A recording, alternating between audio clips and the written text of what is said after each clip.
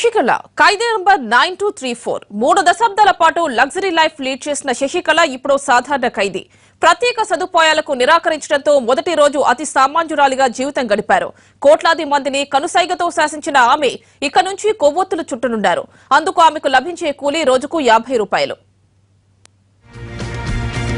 ఒకప్పుడు రాజవైభోగం, చిటికేస్తే చాలు చిన్నమ్మ ముందు వాలిపోయే పరివారం, మనసెరిగి మలుసుకునే పనివాళ్లు, అడుగు తీసి అడుగు వేస్తే వందిమాగదులు, కాలు బయటపెట్టే లోపు కారు పోర్టికోలో డోర్ తీసుకునుంటుంది.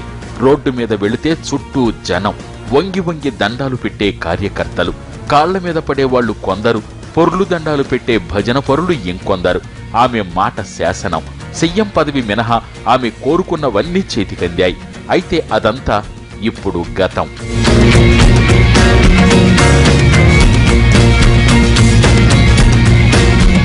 వర్తమానం ఈ రేంజ్ లో ఉంటుందని శశికళ ఊహించి ఉండరు. తమిళ రాజకీయాలను షేక్ చేసిన చిన్నమ్మ ఇప్పుడు ఖైదీ నెంబర్ 9234 గా మారిపోయారు. నిన్నటి వరకు పోయస్ గార్డెన్ లో హంసతూలిక తల్పాల మీద సేద తీరిన శశికళ ప్రస్తుతం పరప్పన్ అగ్రహార జైల్లో మరో ఇద్దరితో కలిసి బ్యారక్ లో కటిక నేల మీద నిద్రించాల్సిన పరిస్థితి వచ్చింది.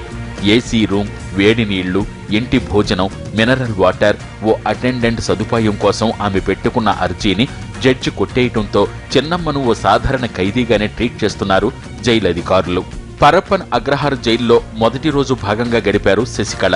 ఆమెకు మొదట ఓ గ్లాస్ ఇచ్చారు అధికారులు. ఖైదీల యూనిఫామ్ అయిన వైట్ శారీ, బ్లౌజ్ అందించారు. రాత్రి పడుకోవడానికి ఓ బెడ్షీట్ అందించారు. తనకు నడుము నొప్పి ఉందని బెడ్ కావాలని అడిగిన చిన్నమ్మ వినతిని జైలర్ నిరాకరించారు.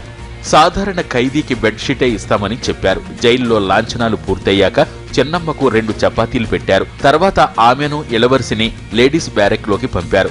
గతంలో జయలలిత ఉన్న జైలు గదిని తనకు కేటాయించాలని ఆమె కోరగా అందుకు నిరాకరించారు. రాత్రి 10:30 దాటాక ఆమె నిద్రకు ఉపక్రమించారు. 66 కోట్ల రూపాయల అక్రమస్తుల కేసులో జైలుకెళ్లిన చిన్నమ్మ ఇప్పుడు రోజుకు 50 రూపాయలు సంపాదించే సాధారణ ఖైదీ. ఆమెకు అగరబత్తీలు, కొవ్వొత్తులు తయారు చేసే పని అప్పగించారు జైలు అధికారులు. రోజు ఉదయం 5 గంటలకు నిద్ర లేపుతారు. 6:30కు అల్పాహారం, 11:30 గంటలకు భోజనం, సాయంత్రం 4 గంటలకు టీ, రాత్రి 6:30 గంటలకు భోజనాన్ని అందిస్తారు. సాధారణ ఖైదీకి ఉండే అన్ని సదుపాయాలు ఆమెకు కల్పిస్తారు.